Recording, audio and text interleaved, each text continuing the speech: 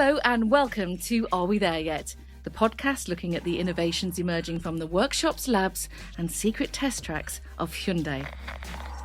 Across the series, we've heard about technology which is changing our world, whether we've been talking about electric racing cars, hydrogen power or sustainable materials. Each episode has been a step on the road to cleaner motoring. This edition is taking us even deeper. Today's guest has probably gone further than anyone else, quite literally, to promote clean mobility. I'm Suzi Perry and this podcast comes to you from Hyundai Motor. I was thinking, what is a sense of adventure? Is it to push yourself beyond your own limit? Because something you may consider to be adventurous, others may be like, meh. How relative is it? As a child, I built a raft with three of my girlfriends and we raced it down the River Severn, over rapids, over the odd competitor, to hunt for victory, and I absolutely loved the buzz of it. And I've always thought that I'm pretty spirited in that sense. I love to try anything once. I ride horses, motorbikes, anything really with an engine. I've jumped from bridges, flown in fast jets, sailed freezing waters, all in the pursuit of a thrill or to compete for glory. And that's sort of been my level, really. The odd random world record in a group with my TV show that I used to work on years ago, but it's really very relative. And I say that because my guest today made history for being the first person to travel non-stop around the world in a balloon and then circumnavigate the globe in a solar-powered airplane. He's almost out of this world. He's an explorer, a psychiatrist, and an ambassador for clean technologies. Bertrand Piccard, thank you so much for coming to the podcast. It's great to have you with us. With great pleasure. Bertrand, you've spent your entire life pushing boundaries. You've done some remarkable things, recorded some historic achievements, and I've mentioned a couple of them in the introduction. I'd like to know, where did your pioneering spirit and now your passion for clean technologies come from? I think I was really inspired in my childhood by all the explorers I met. Of course, there was my grandfather who was the first in the stratosphere. There was my father who was the first to touch the deepest spot in the ocean with his bathyscaphe, deep sea submarine in the Mariana Trench, 11 kilometers down. But there were also all the astronauts, explorers, mountaineers, divers, environmentalists that my father knew and was inviting at home. So I had the opportunity to meet Charles Lindbergh, to meet the early astronauts of the American space program, to witness liftoff of 6 Apollo rockets. And I remember very well, it was in July 1969. In the same week, my father started a dive in the Gulf Stream for 1 month with one of his submarines, and I was invited to witness the liftoff of Apollo 11.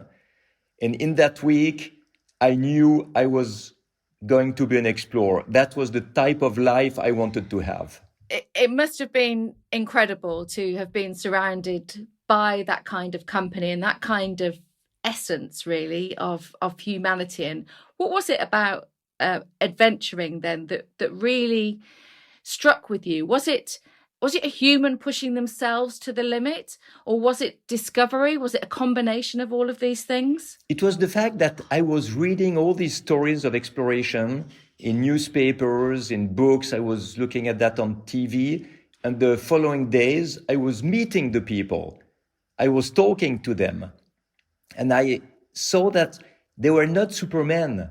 They were just passionate people who had a dream, who dedicated their life to achieve their dream, who put all the effort and did not have any fear to fail. And that was so unbelievable, to see these people who were writing history and they were taking the time to speak to me. Probably what happened in my mind in these moments is that this experience destroyed completely the gap between the dream and the reality. There was no gap anymore. So of course, it's maybe a bit a naive vision, but nevertheless, it gave me the impression that nothing was impossible anymore. I guess meeting these people, was extraordinary. But how did you start? Was it the hand gliding that you kind of started with? Well, I started not so well because I was dreaming of exploration, but I had the impression that everything had been achieved. When Neil Armstrong and Buzz Aldrin put their feet on the moon, I was thinking, there's nothing left for me. And anyway, I was dreaming of being an explorer, and I was afraid to climb in a tree. So it was not a good start for me. And what happened is that, I started to develop in my heart like a compass with a needle that was not showing the north, but showing the unknown, showing what had not yet been accomplished, what was still to be explored. And each time there was something new, I was thinking, I have to try that. And the first time I saw a hang glider flying in the sky in Switzerland when I was 16 years old, I thought, I have to try that. And it will maybe cure me from my fear of height. And it's exactly what happened. In a few years, I went from the boy who was afraid to climb in a tree to the European champion of aerobatic hang gliding. And this is actually what brought me to become a psychiatrist, a psychotherapist, hypnotherapist, to help people to cultivate their inner skills. It brought me to the exploration of the inner world as much as the outer world. And basically, I was curious. I wanted to understand everything. I wanted to do everything. And every opportunity in life, I think I took it to explore it and try to do something with it. Can I ask you about the balloon flight in 1999? I think most people, when they were watching that story unfold, would have had the same thought about the fear of dropping out of the sky. Now, I interview a lot of drivers and riders in Formula One and MotoGP, and they don't think about that until they start to get a little older and they see the walls coming in. And they always say, when you feel and see the fear, it's time to retire. So in terms of the fear factor for you doing that flight in the balloon, was there any? Or did you feel as though you calculated everything that could happen and you managed it in that sense? How did you approach that? So, of course, before the flight, I had the fear of failing. I was thinking, it's my dream. I hope it will work. And I had real big butterflies in the stomach when I arrived on the launch field and I saw the balloon ready to take off, and I just had to climb in the gondola and go. Yes, that was very impressive. But once you are really in the situation, you are just doing what you have to do with it, the fear almost disappears. So, of course, it remains a feeling of respect for what you're doing. You have to be careful. You have to do it well. You have to concentrate. You need to focus on the right things.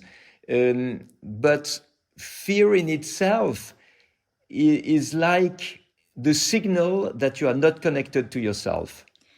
Almost 20 days with the balloon, a lot of planning, pre-planning before that. When you actually achieved that dream, that goal, what were you feeling? I was relieved because the balloon flight around the world was 6 years of my life with 2 previous failures. And the first one was a miserable failure.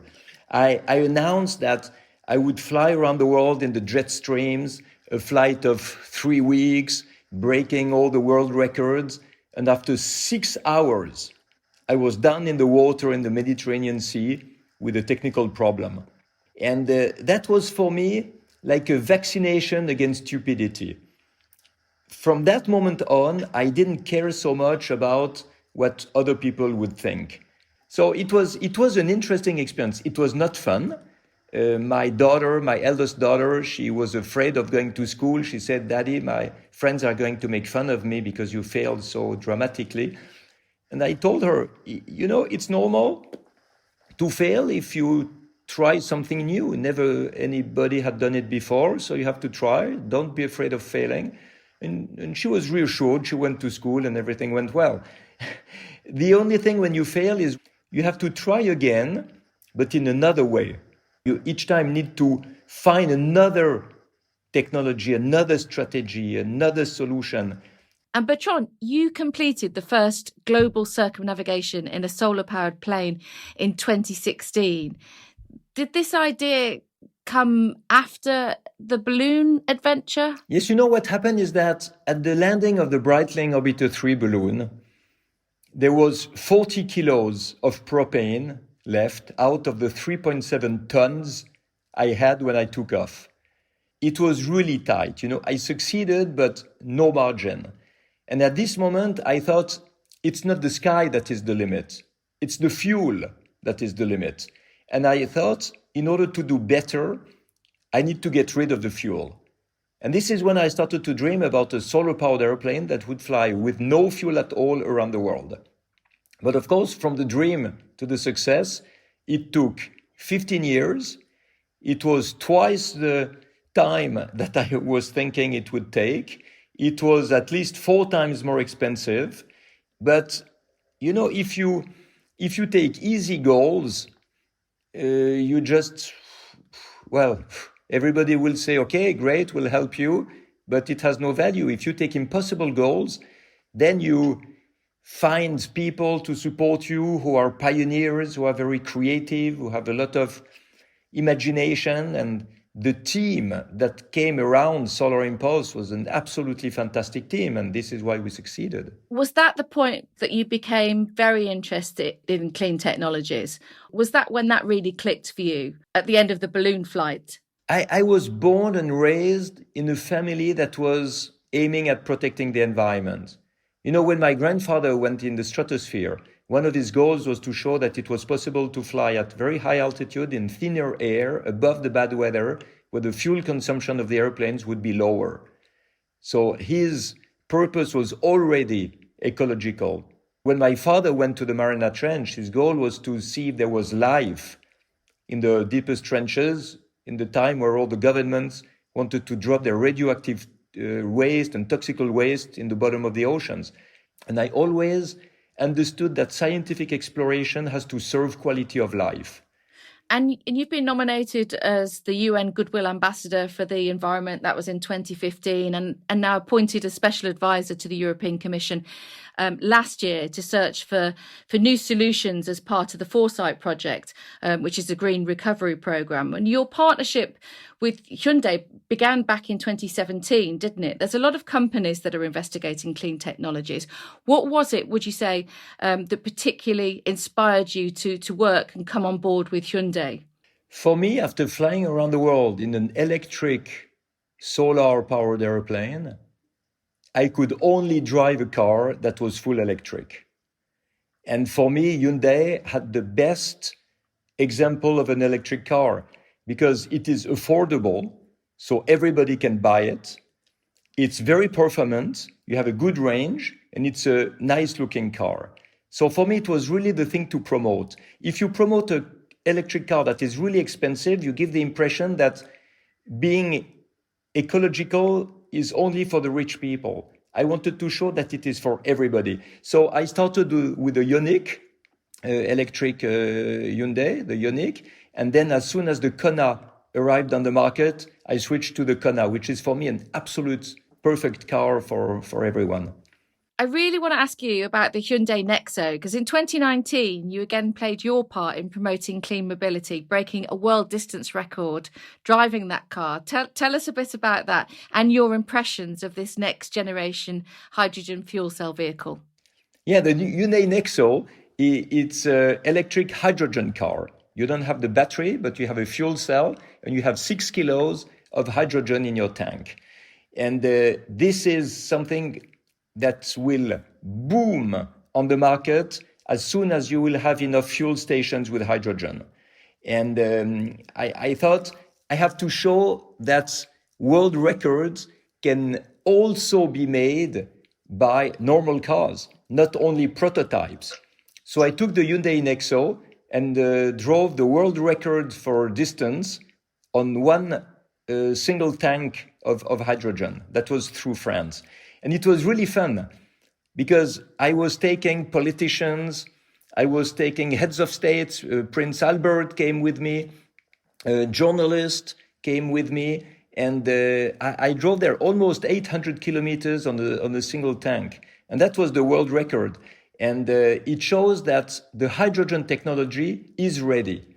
And now we absolutely need to put enough hydrogen fuel stations everywhere in order to give the wish to people to buy these hydrogen cars. It's quite extraordinary to think that you also had 49 kilometres left in the range at the end of that 778 kilometre journey across France. So still more to come. Absolutely. And you know, what is extraordinary is that there are some countries that are going faster than others in terms of hydrogen.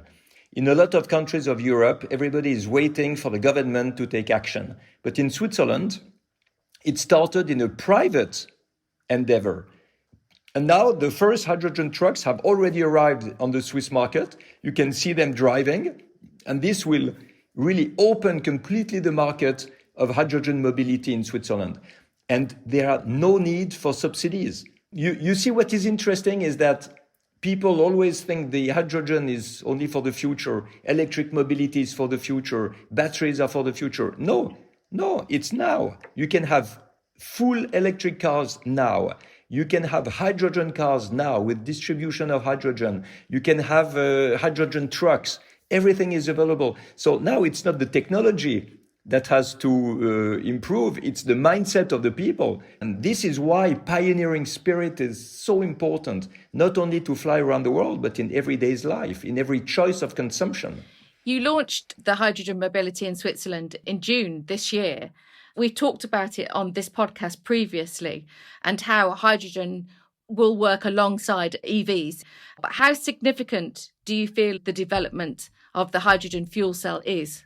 What is really important to understand with hydrogen and fuel cells is the fact that it will allow heavy electric vehicles to work.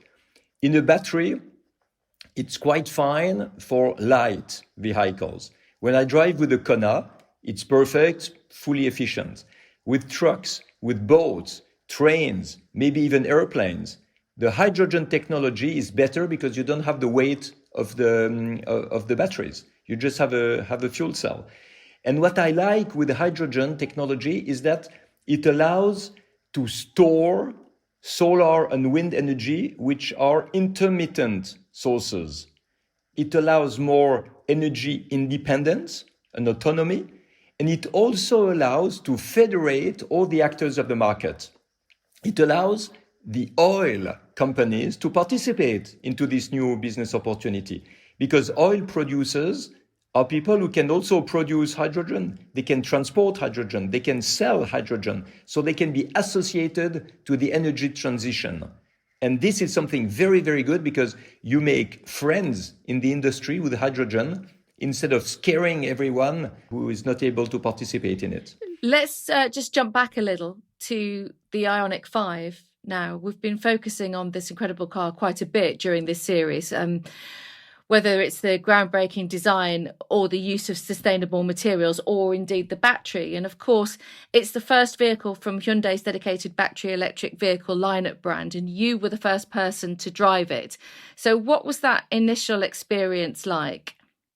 Well, it was a fantastic experience to get in the car and to drive it. And it was a terribly bad experience to give the car back to Hyundai and not being able to keep it. Because I can tell you, this car is like a spacecraft. The shape, you know, you have the impression to be in Star Trek, which for Piccard is quite normal, maybe. Well, I was going to say, you've got the right name, haven't you? Yeah, it's like a spacecraft. It's absolutely beautiful shape. And the performance is incredible. All the options you have inside are incredible. And, it's a car with which you can charge other things. From your car, you can charge an electric bike. You can charge some lights when you go for a picnic, when you go camping.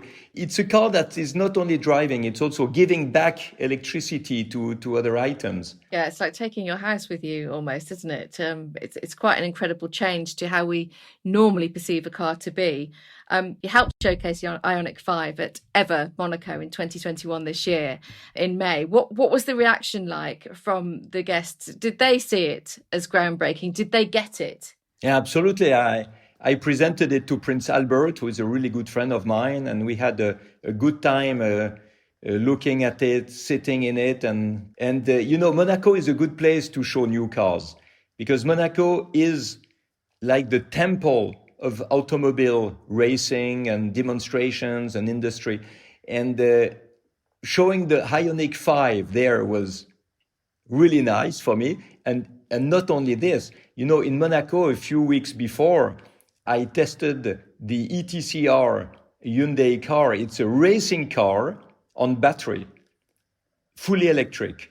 And I could drive it. I was driving it in the streets of Monaco. We were lucky enough to have some pieces of the Monaco Formula One racing track that were reserved for us.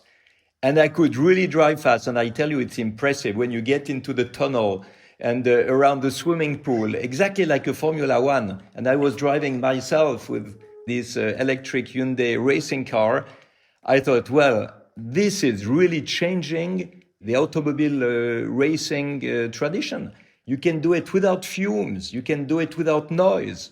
You had the impression to participate in a turning point in the racing sport. Augusto took you out, didn't he? I watched a little film that you'd made. Before taking Prince Albert with me in the car, I had to learn how to drive the car, and it was Augusto who taught me. So I started with a real racing driver with me, and then I could drive myself.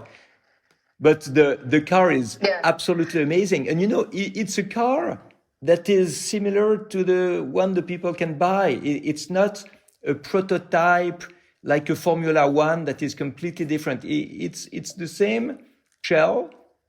Of course, it's faster. Of course, you have more batteries. But it shows that now the performance is not just coming out of a prototype that is incredible, but the performance comes because it's electric. And His Serene Highness Prince Albert obviously has great green credentials and is always looking at ways, isn't he, to try to help the environment to improve. And also at EVA this year, you spoke about the Solar Impulse Foundation's 1000 Solution Challenge. Now, can you tell us what that is and what do you hope to achieve with this? Yes, I noticed that most of the environmentalists present the protection of the environment as something expensive, something that requires a lot of sacrifice from people, reducing mobility, reducing comfort, reducing growth and consumption.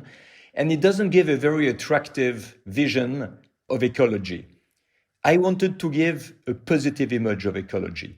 I wanted to show that it is possible to be financially profitable when you protect the environment, to create jobs, to have better business opportunities for the industry. Basically, I wanted to make it attractive for the key decision makers. And the best way to prove that was to show examples. So I launched the challenge of the 1000 solutions at the Solar Impulse Foundation just after landing in Abu Dhabi with Solar Impulse. And the goal was to identify 1,000 technologies, systems, products, material, devices that would protect the environment, but also create jobs and generate profit. And in 4 years, we have announced the 1,000 solutions identified, but much more than that, because since last April, we had 200 more solutions. So now we are at 1,200. And they are examples and proofs that the protection of the environment is more profitable than the destruction of the environment. And now I have a lot of support from big corporations, even from countries or regions, from the political world, in order to bring these solutions to everyone. Because very often they are prisoners of research labs, of startups. They don't make it to the market because no one knows about them. And my goal is really to promote them, to be able to bring investors to fund these startups and develop. And we are really on a good track for that. So are you continuing now? You're currently travelling the globe to present governments and large companies with the tools that they need then to be more ambitious in terms of environmental policies? Yes, because to be honest, you see a lot of governments who are setting goals to be carbon neutral in 2050, but they don't really know how to reach these goals. So what I want to do is to bring them all these 1,200 solutions as tools to reach their goals. Bertrand, when you look back, I don't know whether you have time, I can't imagine that you possibly do, but when you look back at what you've achieved in your life so far, what are the things that make you feel most proud, I'm wondering? To have dared to try new things and to have had the perseverance to go through all the setbacks and all the problems and finally succeed. Because I tell you, there were moments that were not easy. With Solar Impulse, it was 15 years that were really difficult. The success, of course, the success is fantastic, but the success is the consequence of something that has been done correctly. It seems very apparent when I'm talking to you that because of the things that you have tried and the things that you have achieved and the sense that you make and the knowledge that you have, you do seem to be the perfect ambassador to try to help this globe come together and find better solutions for the situation that we find ourselves in. This podcast is called Are We There Yet? And in the context of clean mobility, how much progress has the world made so far, and how much further do you feel it has to go? It has to go much further. We should never stop.